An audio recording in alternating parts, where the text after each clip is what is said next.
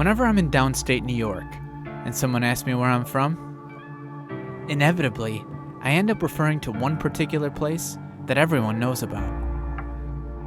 I like to think of it as the capital of central New York. I'm talking about Syracuse, the Salt City. It has a multifaceted history rooted in Native American heritage and includes an industrial boom and more. For a while, it was the provider of salt for pretty much the entire country. But there's a lot more to Syracuse than salt. Whether you're getting a bite to eat at Armory Square, or reading a book on University Hill, catching a flight at the airport, or watching a game at the Loud House.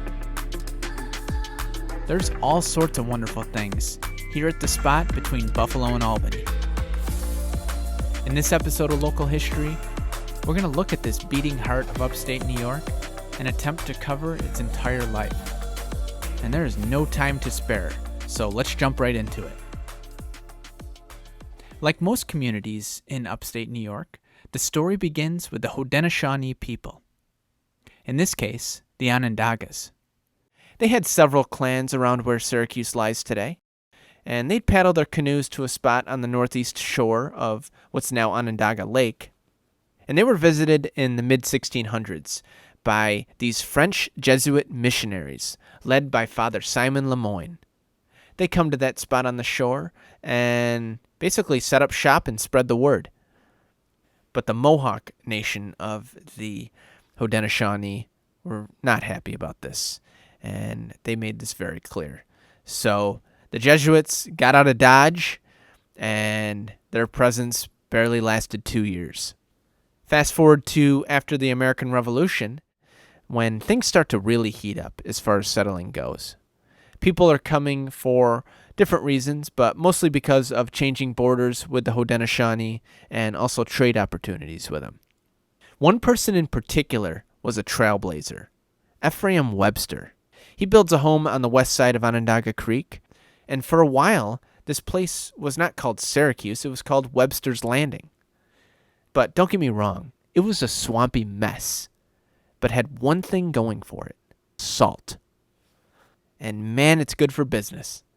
So it starts because the Onondaga people give these early settlers some salt and show them where to find more. So people like Revolutionary War veteran Major Asa Danforth collect water, boil it, and extract the salt. It wasn't long before the state recognized the significance of this and designated it the Onondaga Salt Springs Reservation. This is where the very essence of Syracuse was crystallized. But it wouldn't have happened without the help of one man, Joshua Foreman. He believes in this place when no one else did, and ends up playing a leading role in the area's development for over 25 years. He's pretty much the village of Syracuse's founder. And things pick up quick. You have the first blacksmiths and a public schoolhouse in 1805. The first lawyer in the joint shows up in 1819, a guy named John Wilkinson. He builds an office in what was pretty much a field, and everyone laughed at him. He was actually the first postmaster of the settlement. And you know what he wanted to call it? Syracuse, making it yet another upstate New York community named after a spot in Italy. 5 years after that, the village is incorporated, and this coincided with the completion of the major Erie Canal project. And just like many towns in this area, the Erie Canal fostered huge growth. I mean, it was a revolution in transportation. Now it was much cheaper to send salt around, and you could send it way farther. So salt was reaching markets in New York City, Chicago, and beyond. People needed to find out what was happening, so the Post-Standard newspaper begins, but it was called the Onondaga Standard. You got Geneva Medical College in 1834, now Upstate Medical University. And in addition to canals, you have railroads. And you got to love the names back then. In 1838, you have the Auburn and Syracuse Railroad, which in 1850 joins the Auburn and Rochester Railroad to form the Rochester and Syracuse Railroad. This later merged with the New York Central Railroad, so people were getting around. Tragically, there was a powder explosion in 1841 that killed 26 people. But on the brighter side, that same year, the nation's first state fair was held here, and the tradition is still alive, serving up iconic delights like the famous bloomin' onion. And with this, it was about time to become a city, so the village of Syracuse combines with the village of Salina to make the city of Syracuse. Harvey Baldwin was the first mayor, and it would play a pivotal role in the abolitionist movement and Underground Railroad. And right around this time is when you have the earliest photographic image of Syracuse. And so in 1862, the Onondaga Historical Association was formed.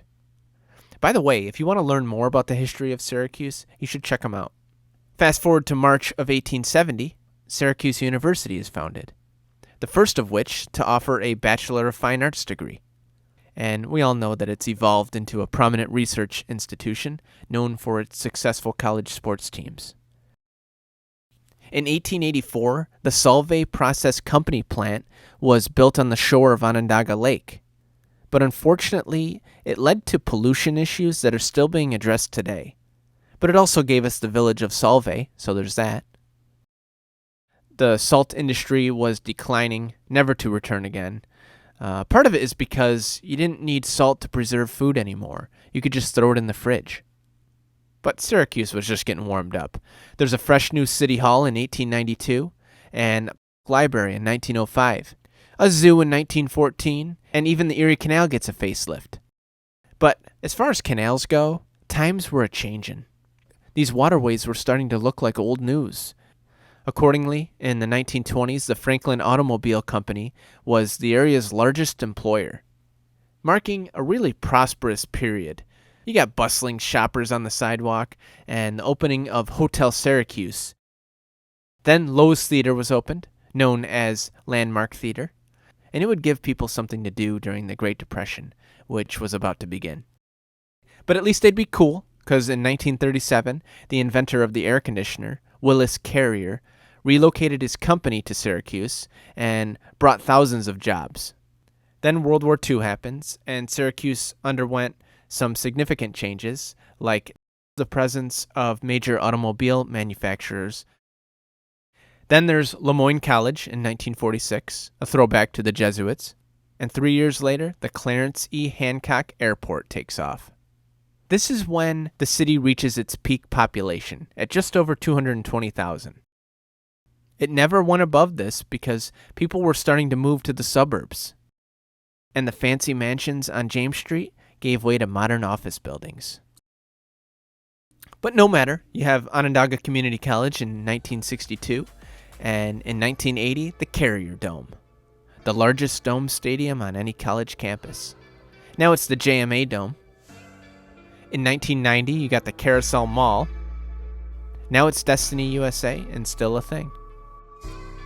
Another thing that you have in the 90s is Armory Square being developed as a dining and shopping hub. So Syracuse may have gotten smaller, but it never really slowed down. And it continues today.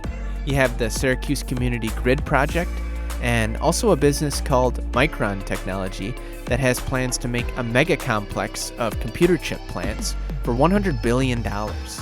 If that goes through, it'll be the largest single private investment in New York history. So there you have it. That's Syracuse's history in a nutshell. It has always been a crucial spot in the state, the beating heart of economics and education in central New York. And it continues to reinvent itself. It used to be salt. Who knows what it'll be tomorrow? Have a good one.